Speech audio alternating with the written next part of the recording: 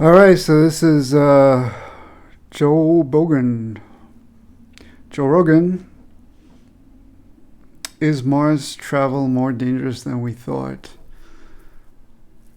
Yeah, of course. Now, what is the fear of it's a long journey to Mars. You're sending Uh-huh. people. It's a 6 month. How many months will it take? 6 months. Yeah, 6 months roughly. What about stuff? Roughly 6 months.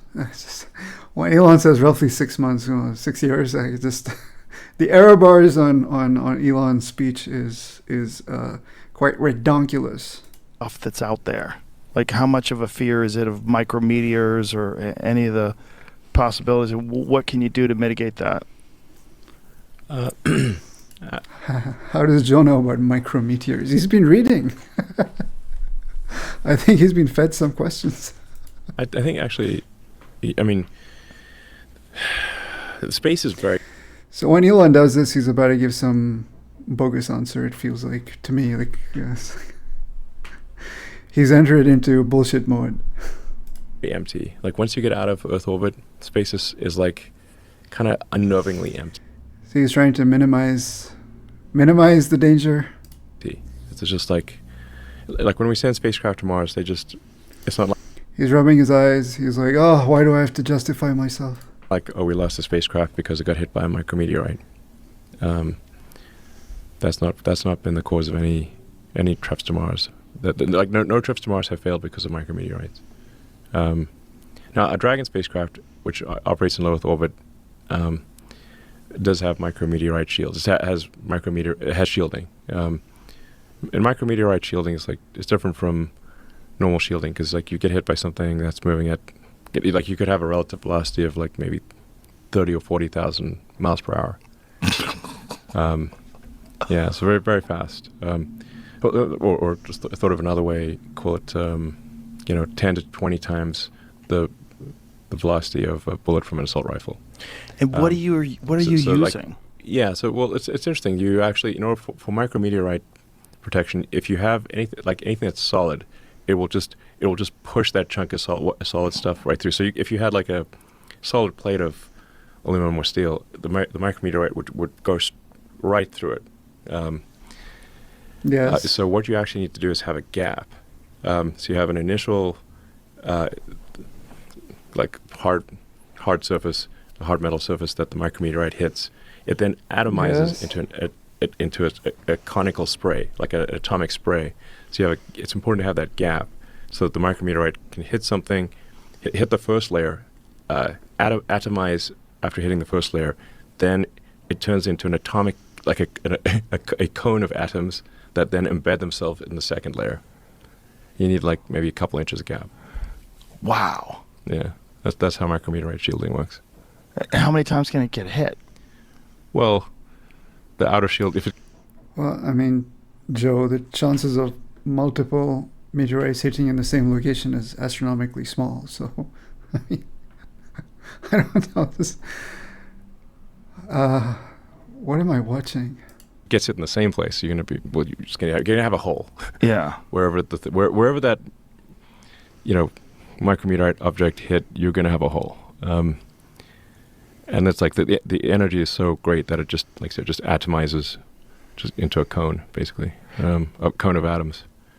But then those atoms then embed themselves in the second layer. So what can you do if you're sending the ship up, it gets hit with a micrometeorite, and then you have to return it? Do you have to repair it before you return it? Or is it capable of still withstanding the heat and the... I don't know what I'm watching right now. It's I mean, it's a micrometeorite. You should be fine. It's shaking in the temperature with that hole in it when it re-enters. I mean, your heat sheets.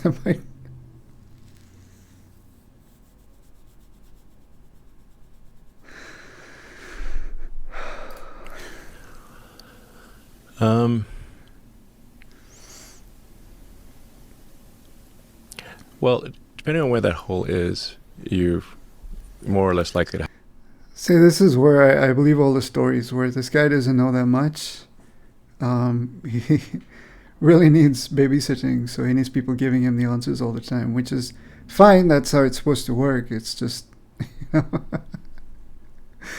mean, it's just when he pretends to know all the answers, and then there's another epic pose where I'm guessing he's going to bullshit. Have a problem. I mean, if you hit the main heat shield, the main heat shield really is you've got a high risk of. He's making that face. He burped. He's like trying to figure out his probability. What can I get away with?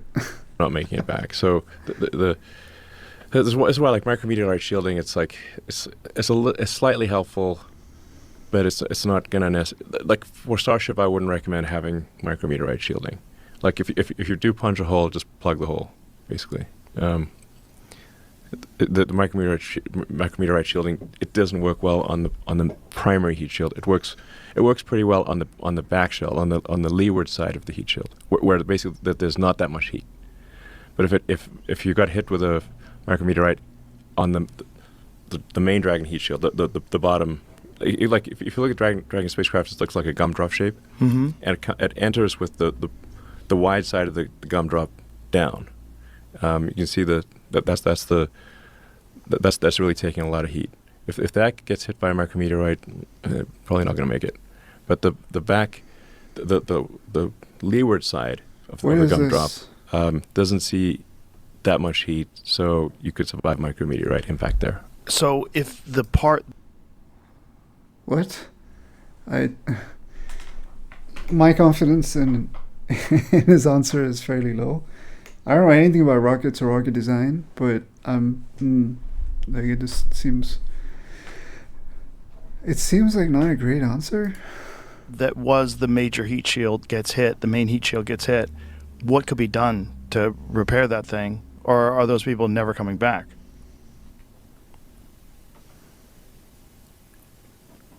If it was in orbit, we would take them to the space station. I mean, dude, this is so weird. Look, Elon just said they're not going to do micrometeor shields on the front. They're only going to do it in the backside or in the back or some shit like that. But essentially, Starship is just a fucking stainless steel like tube. And what he said was that if it gets punched, it's going to be a tiny punch. So it's they need to rush, but just rush there and plug it. Again, this guy's saying, "Oh, it's just a tiny, just rush there and plug it." I don't know. You know what I mean? It's like I don't trust. I would not get into a spaceship this guy designed if his safety record is pretty atrocious. But given that is the case, assuming that is the case, that you have the time to plug it, then you just plug it, then you fly back.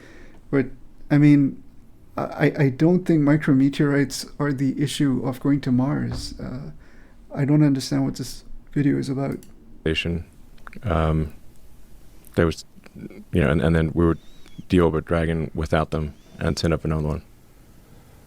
And so what would you do with the one that's up there? We'd deorbit it, and it may or may not survive. Whoa.